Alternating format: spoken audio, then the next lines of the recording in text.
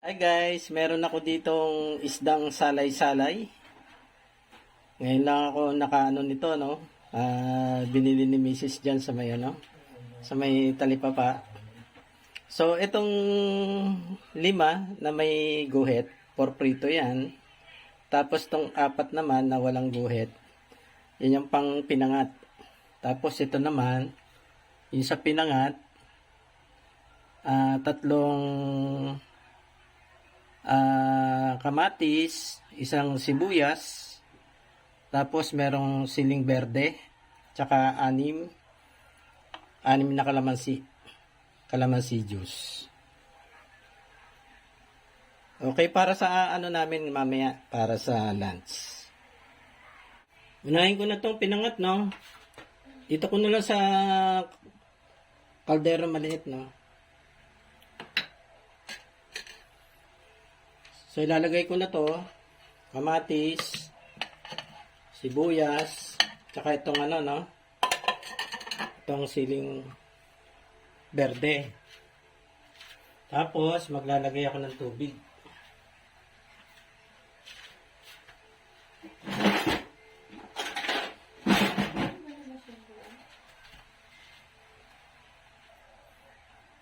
Siguro 2 to 3 cups ng water lang, no?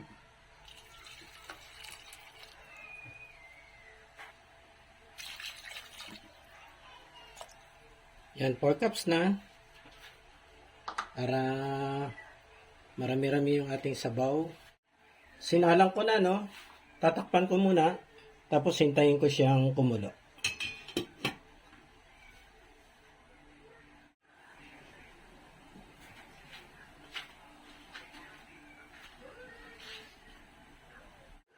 Hindi pala guys na save, no? Kanina pala, nung kumulo na, nilagay ko na yung kalamansi juice at saka itong magic sarap. Nauna pala yung isda, no? Magic sarap at saka yung kalamansi juice. Ngayon pinakukulo ko na lang ng konti. Niluluto ko na lang ng konti, no? Para maluto yung ating isda.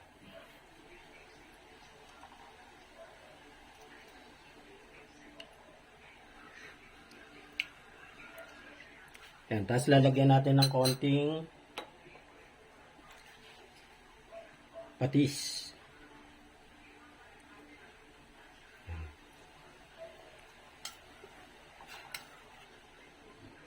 Okay. Konting simmer na lang. Mga 2 minutes, okay na yan. Titikman ko pala, no? Pagkatapos kong lagyan ng patis. Sarap. Okay na, guys. Yan na yung pinangat, no? Luto na yung aking pinangat. Dito naman tayo, guys, no?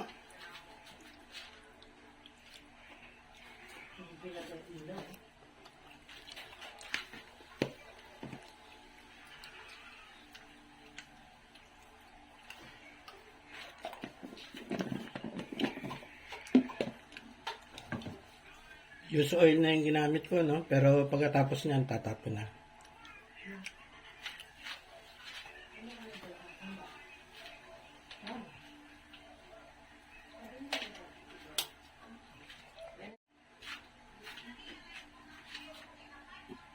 Mahina pala yung apoy ko, guys.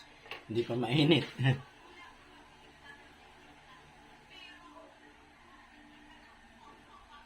Yan. Medium heat. Init pa ng konti, no? Gutom na sila, guys, eh.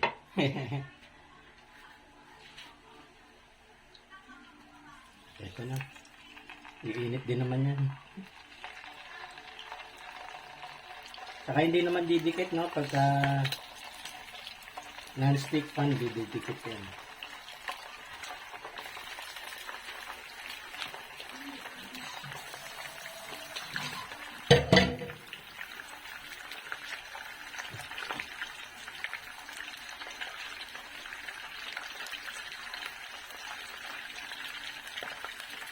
Okay, iwan ko na muna. Mamaya ko na ibaliktad, no?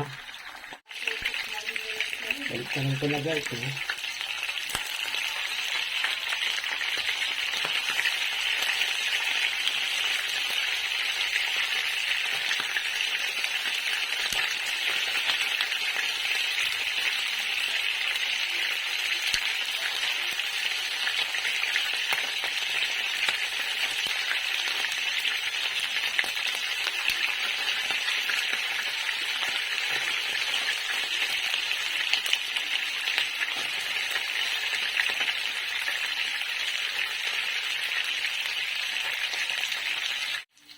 Okay, luto na to guys.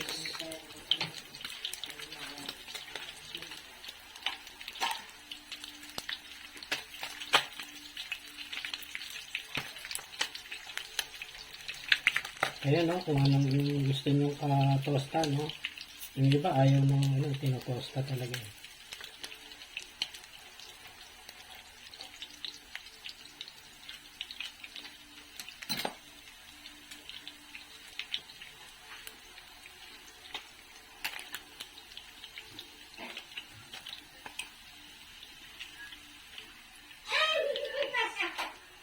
Talagang trusted ko na ito. Tapusin yung namin na sinaano niya.